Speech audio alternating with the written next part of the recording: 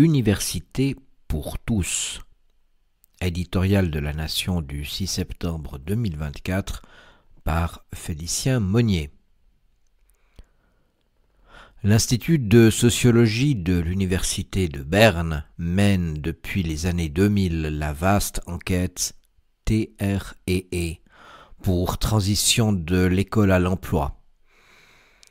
La cellule de data journalisme de Tamedia en a publié un résumé dans 24 heures du 28 août dernier.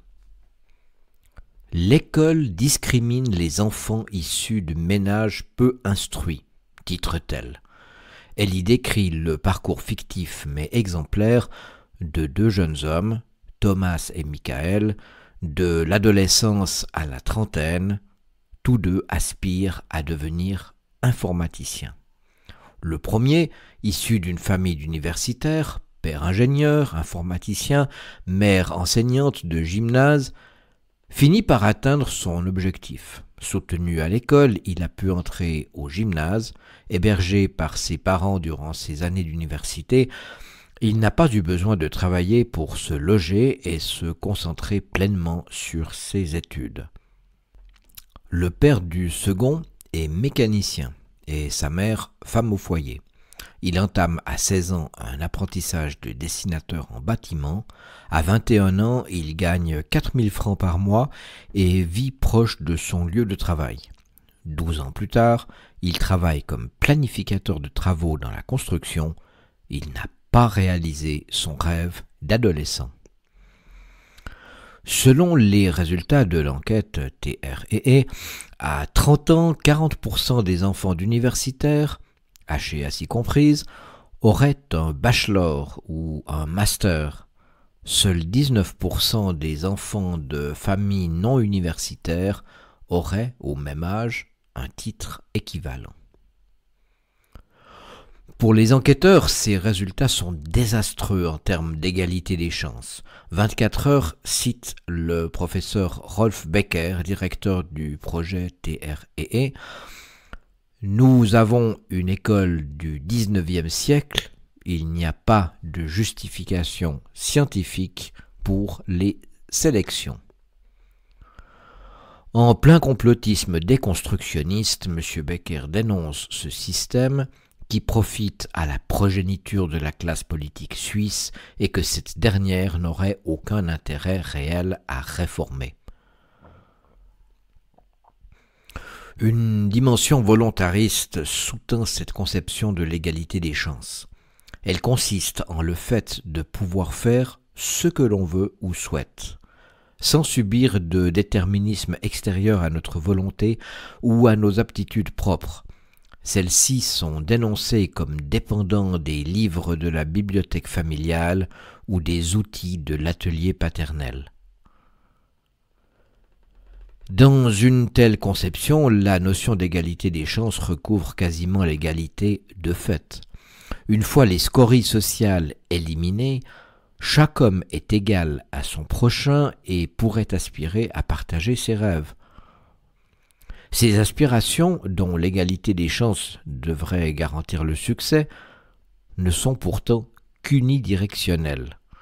Et là réside le cœur de nos critiques. Les marques de réussite ne peuvent être qu'universitaires. Ce présupposé est aussi court qu'incomplet. Des historiens refusant la carrière pédagogique cauchemardent d'une retraite misérable. Des psychologues végètent dans des instances parapubliques sous-dotées. Des physiciens qui se rêvaient nouveaux Einstein se retrouvent à élaborer des algorithmes financiers. Les médecins voient leurs tarifs étatisés, leurs charges administratives exploser et leurs décisions contestées. Fraîchement brevetés mais déjà découragés, l'immense majorité des avocats cèdent aux sirènes des compagnies d'assurance, de l'État ou des multinationales. Mais il n'y a pas qu'à l'université que l'intelligence ait droit de citer. Deux frères se lançant avec leur camionnette ou leur brouette créent le groupe Orlati. Nos vignerons placent leurs vins sur les meilleures tables du canton, dont certaines sont parmi les meilleures d'Europe. Notre industrie de précision n'existe que grâce aux mains et au coup d'œil de ses ouvriers. Des milliers de petites entreprises nourrissent des dizaines de milliers de familles. Alors que la modernité en a fait un absolu, l'égalité doit demeurer une notion relative. D'autres critères sont tout aussi pertinents que le diplôme pour juger d'une réussite.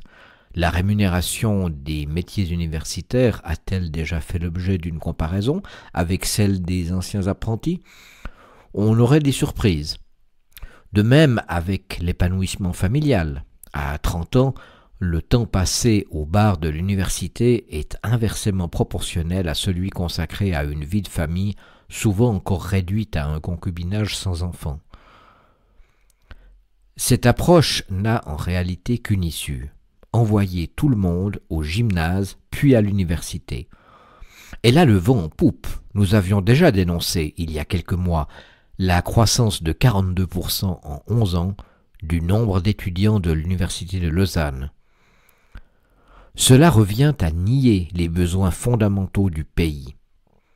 Ils ne sont pas d'accumuler les universitaires, mais de préserver la diversité et donc la solidité de son tissu social et économique. Le bien commun du canton commande que nous n'importions pas des cohortes d'ouvriers étrangers auxquels des Vaudois formés à Dorigny ou Yverdon, non sans avoir été entre-temps débarrassés de leurs déterminismes sociaux, donneront des ordres. Le discours sur l'égalité des chances dévalorise implicitement ce qu'il ne qualifie pas de réussite. Le sociologue mépriserait-il celui qui ne fait pas d'études ? On commencera peut-être par rappeler aux enseignants de la voie prégymnasiale, tous universitaires, que l'apprentissage existe. Mais au mantra politique de la revalorisation de l'apprentissage doit correspondre une revalorisation de la diversité des parcours et des origines sociales. Il n'y a aucun mal à vouloir faire le même métier que ses parents ou être indépendant à 18 ans.